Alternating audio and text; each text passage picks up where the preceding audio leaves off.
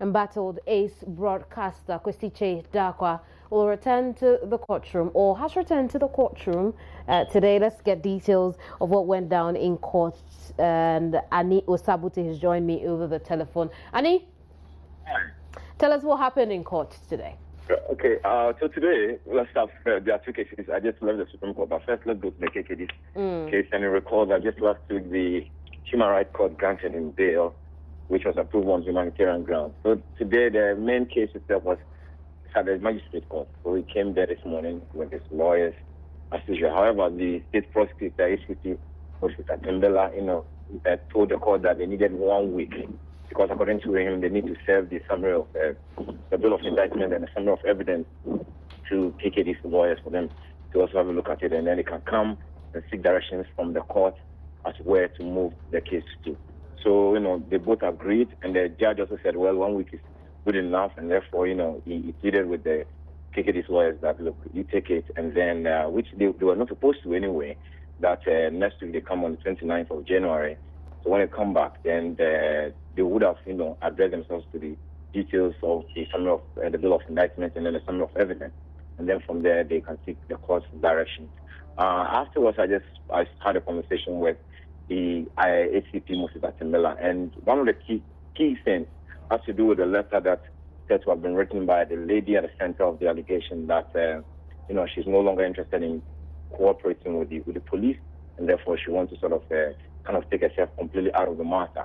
But the state prosecutor said, well, for them, they are going ahead, they have enough evidence to prosecute the case, and therefore they will go ahead. Next week, 29th, we'll go to the court to see as whether or not, based on the evidence and the materials that the judge also has, she might think that it's good enough to go on with the case or to quash it from there. I see. What's KKD in court today? He was in court. I saw him. He looked very dapper as always, in a black suit with a flying tie, light blue flying tie with a white, what looks like a cream trousers. And he has a walking stick, a black walking stick. And he's actually, limping on his left leg. He actually said that he had to go to the hospital. He was in court with some of his close family relations, including his younger sister. So, he said, well, he had to go to the hospital and just to go and ensure that he get a good medical attention. So, yes, he was in court himself, yeah. Did you get to speak with his counsel? No, they wouldn't speak. Honestly speaking, they wouldn't say anything. According to them, everything that they have to say have been said in court already, and therefore for them, they're waiting till next week when they come, then they'll pick the case from there. And then you were at the Supreme Court?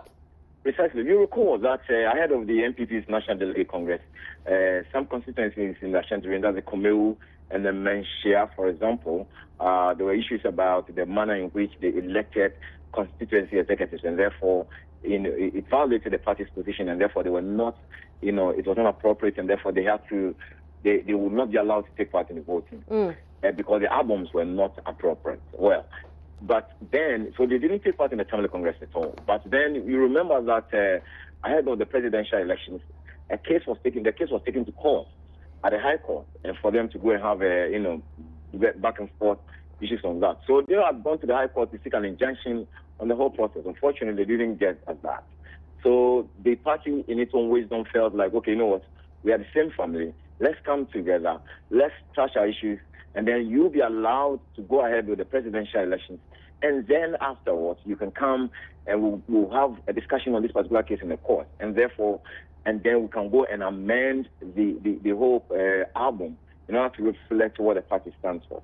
Well, some party members, some senior party members, unfortunately, did not agree because they felt that, it's more or less like trying to sort of kick them while you're still trying to sort of be smiling at them. And therefore, they moved the High Court case that asked them to go back home and settle the case to the Supreme Court, for the Supreme Court to look at it again. But the Supreme Court also felt that, look, this is an issue of an internal structure, which has already been decided by the High Court, and therefore they did not see any reason why the people or the senior party officials to bring the case to the Supreme Court, and therefore it was quashed. So as it stands now, the MPP, for example, has, because the High Court, for example, gave them until January 18th of this year to rerun the constituency elections again. The time has passed today, the 22nd of January. So as it stands now, the Supreme Court has quashed the case. So now the ball is back in the court of the party executives to organize fresh elections in Komewu and Menshia constituencies. But I must also say that the lawyers for the MPP, requested for a cost to be awarded against those who brought the case to court, and they mentioned 1,000. However, the deciding judge in the person of Sophia Kufu awarded 2,000, and he warned the lawyers for the aggrieved persons that it's not every case that you follow to court. So that's essentially the summary of what happened in court. What a warning! Thank you very much for that, Tony. Yeah, you're welcome. Ani Osabute joined us from the court. But that's it for the absolutely fantastic moment with you, and I loved it. I'll see you again on News Today. In the meantime, find more news on myjoyonline.com. Bye-bye for now.